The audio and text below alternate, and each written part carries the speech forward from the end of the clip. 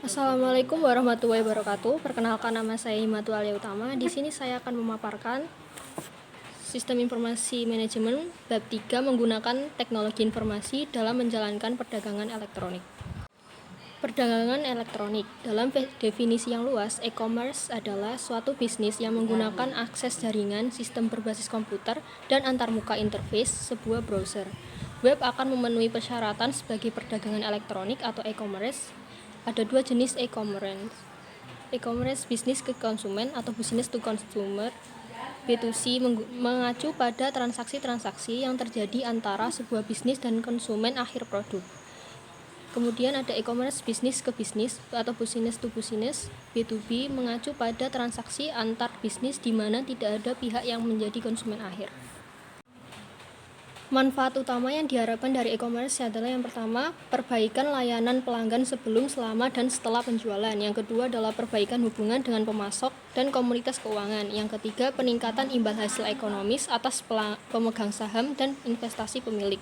Kemudian kendala-kendala e-commerce bagi perusahaan. Yang pertama adalah biaya yang tinggi. Yang kedua, kekhawatiran atas masalah keamanan. Dan yang ketiga adalah peranti lunak yang belum mapan atau belum tersedia. E-commerce itu bersifat dinamis dan ruang lingkup pengaruhnya dapat berubah dalam waktu hanya beberapa bulan. Jalan menuju e-commerce, rencana bisnis strategis akan membakukan komitmen untuk menggunakan e-commerce guna meraih keunggulan kompetitif. Perusahaan pertama-tama harus memperoleh kecerdasan bisnis atau business intelligence sehingga perusahaan tersebut akan dapat memahami peranan potensial yang akan dimainkan oleh masing-masing unsur lingkungan. Rencana bisnis strategis akan membakukan komitmen untuk menggunakan e-commerce guna meraih keunggulan kompetitif. Kemudian inteligensi bisnis.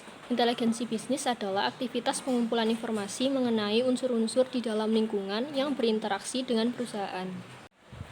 Perusahaan tidak harus mengumpulkan informasi lingkungannya tersendiri. Tersedia sejumlah basis data komersial penting yang memberikan informasi mengenai hampir semua subjek. Contohnya seperti LexisNexis, Dialog, dan Dow Jones.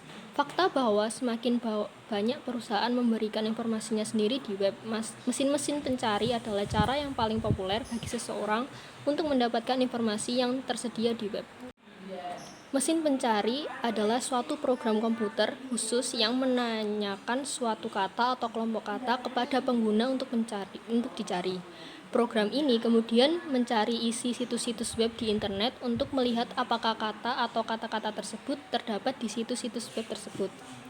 Yahoo, Excite, Alta Vista, MSN, Google, dan AskJeeves adalah sebagian kecil situs-situs mesin pencari dan portal populer yang tersedia bagi pengguna untuk mencari informasi yang dapat diakses melalui web. Strategi e-commerce dan sistem interorganisasional. Sistem interorganisasional adalah strategi di mana unsur-unsur yang ada dikaitkan dengan transmisi data elektronik.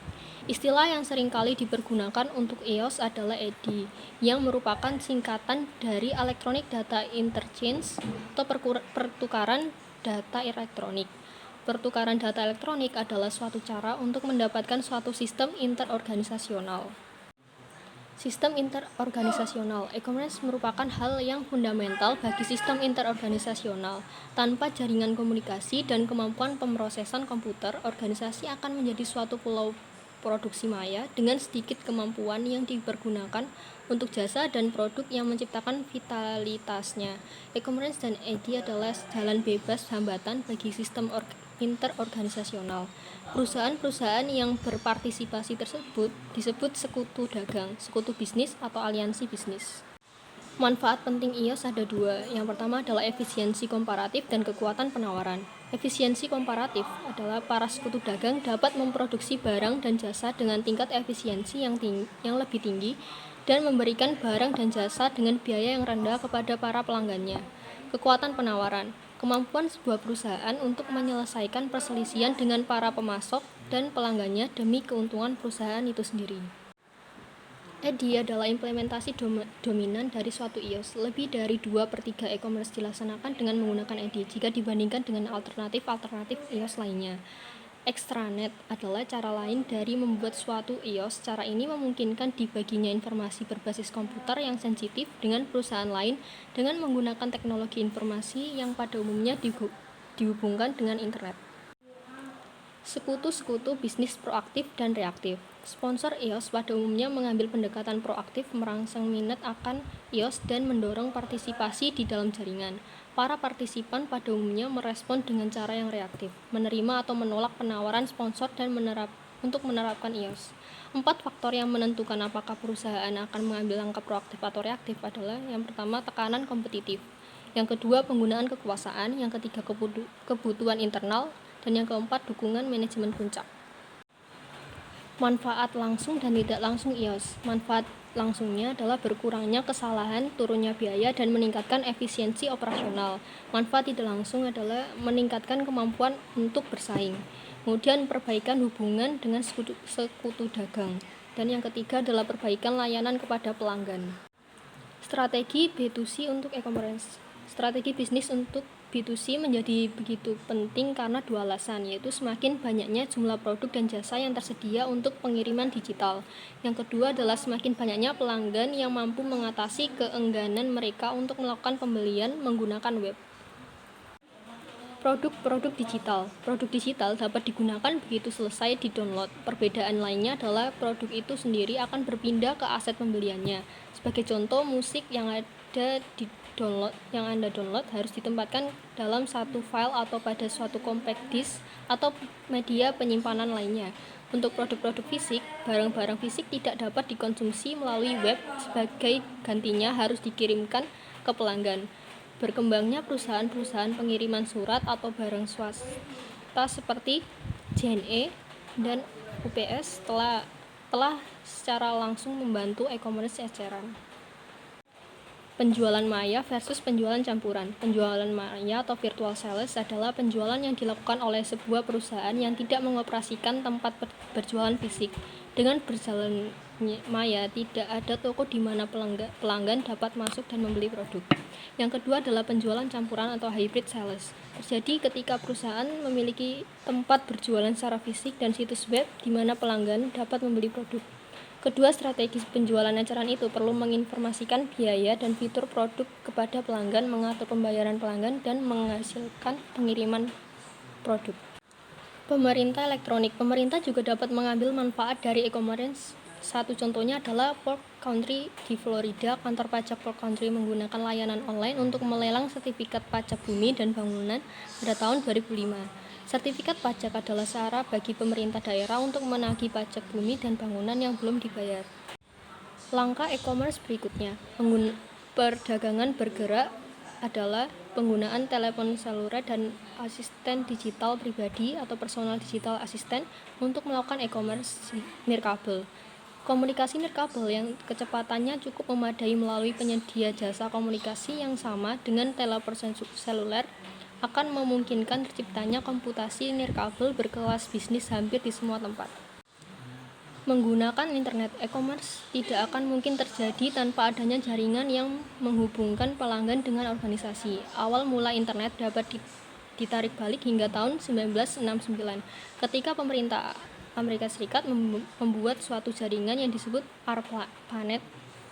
Usaha-usaha yang diawali di tahun 1989 mengarah pada apa yang kita kenal hari ini sebagai World Wide Web. World Wide Web yang disebut pula sebagai web dan www adalah informasi yang dapat diakses melalui internet di mana dokumen-dokumen hypermedia disimpan dan kemudian diambil dengan cara-cara yang menggunakan metode penentuan alamat yang unik. Ini adalah terminologi World Wide Web. HTTP adalah protokol, kemudian www.prehole adalah nama domain, dan macLeod/index.html adalah path-nya. Istilah-istilah umum dalam www. Yang pertama adalah situs web, yang kedua link hypertext, yang ketiga halaman web, yang keempat homepage, yang kelima browser, yang keenam universal resource locator, yang ketujuh protokol, yang kedelapan nama domain, dan yang kesembilan path. Cyberspace dan superhighway informasi. Istilah cyberspace diperkenalkan pada tahun 1984 ketika penulis William Gibson menggunakan dalam bukunya Neuromancer untuk menggambarkan suatu masyarakat yang telah menjadi budak teknologi. Kini cyberspace berarti dunia internet dan World Wide Web. Istilah superhighway. Informasi digunakan dalam konteks orang yang sama, tetapi tidak ada suatu kesepakatan penuh mengenai dampak akhirnya pada masyarakat. Istilah ini biasanya digunakan untuk menggambarkan suatu kekuatan positif yang memberikan akses atas sejumlah informasi yang terdapat dalam masyarakat modern kita. Salah satu alasan utama mengapa internet dan web telah diterima dengan tangan terbuka oleh para pengguna komputer di seluruh dunia adalah karena keduanya bekerja sama sebagai satu sistem tunggal yang dapat digunakan dari platform komputer apapun. Aplikasi bisnis internet. Internet dapat digunakan untuk setiap aplikasi bisnis yang melibatkan komunikasi data, termasuk komunikasi di dalam perusahaan maupun dengan lingkungan. Semua area perusahaan dapat menggunakan internet, tetapi satu area yang penting adalah manajemen rantai pasokan. Khususnya manajemen rantai pasokan untuk penyedia layanan kesehatan mendapat perhatian khusus karena cepatnya kenaikan biaya atau jasa-jasa medis. Kemudian aplikasi retail juga penting dan menjadi satu tandingan yang baik bagi contoh B2B pada manajemen rantai pasokan. Saran-saran keberhasilan penggunaan internet. Yang pertama, pastikan situs web Anda kuat. Pastikan browser dan struktur basis data Anda fleksibel maupun intuitif. Menekankan isi, sering diperbarui, melihat di luar pelanggan, tujukan isi pada kebutuhan spesifik pengguna. Menjadikan internet intuitif. Berada di lokasi web yang tepat, ciptakan rasa kebersamaan, dan yang terakhir adalah carilah bantuan jika Anda membutuhkannya. Dampak internet pada bisnis di masa mendatang. Para pengguna internet adalah satu kelompok yang beragam. Banyak masih berusia muda, namun yang berusia lebih tua dengan lebih banyak penghasilan untuk dibelanjakan memiliki dampak yang substansial pada ramalan ekonomi e-commerce. E-commerce B2B nampaknya tidak berdampak pada pelanggan, tapi harga yang lebih rendah dan layanan pelanggan yang lebih baik yang memungkinkan oleh B2B adalah hal yang membuat organisasi bisnis kompetitif. Sekian presentasi dari saya, selebihnya mohon maaf. Terima kasih. Wassalamualaikum warahmatullahi wabarakatuh.